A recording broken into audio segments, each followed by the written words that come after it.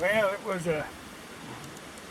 yeah, a kind of a hot, buggy sort of day, and I had bread to bake,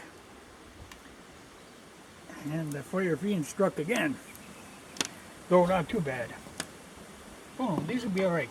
I wouldn't have let them much longer though. So this thing is a quick meal brand, and he's just too quick. But I'll eventually learn to control her. These are sourdough, and these, what I like for like breakfast, they're excellent for that. But I've also got some regular yeast bread raising, which I can probably put in pretty soon. Once I learn to control this thing, I got to get her to moderate a little bit. It's nice that it's got a temperature gauge, but whew, she cooks. But what I was going to talk about was a book recommendation. When I, like 30, 40 years ago, started baking bread, the first time I did it, or had the nerve to do it, was out of this book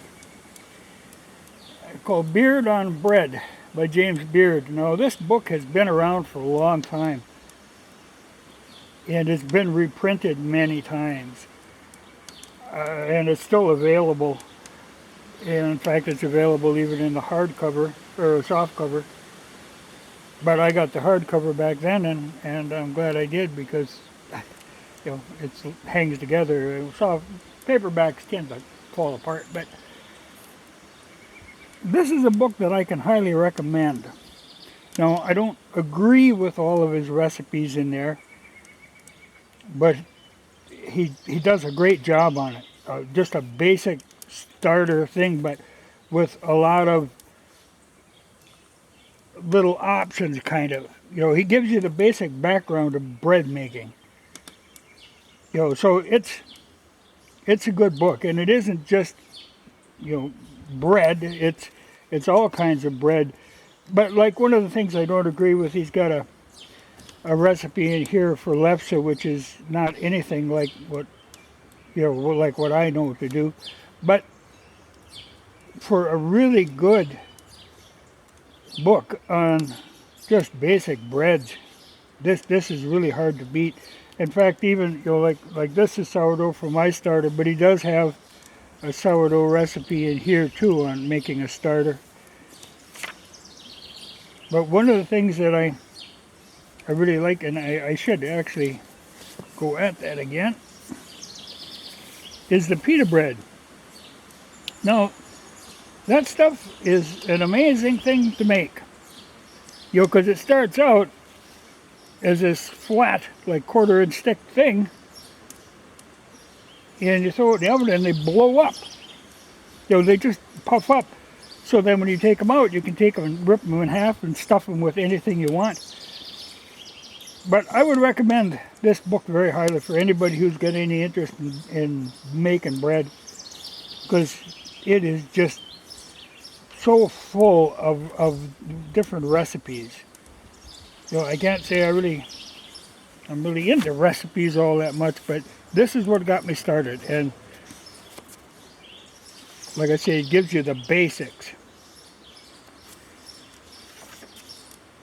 But it just covers so much. Well, even here, how to make a crumpet.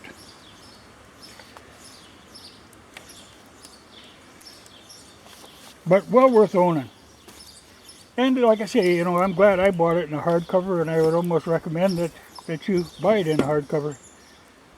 Though the paperbacks are available and the price ranges wildly, but good book to have. Now the beast is running around 400. I think I'll hope she'll stabilize there and throw this in. But thinking of them pitas, I'm going to have to make them again someday. I like to use, when I'm using this Fire Fiend, I like to use this area over the water reservoir, because that doesn't get real hot, but it gets warm enough to put bread on it to raise. But these will be, well, I'll have one now and then breakfast tomorrow. But they're nice, they're solid enough. You slice them, put cheese in them, or I like pork sausage. They're a little more done than they need to be, but it's just the way it works when you're dealing with a fire fiend.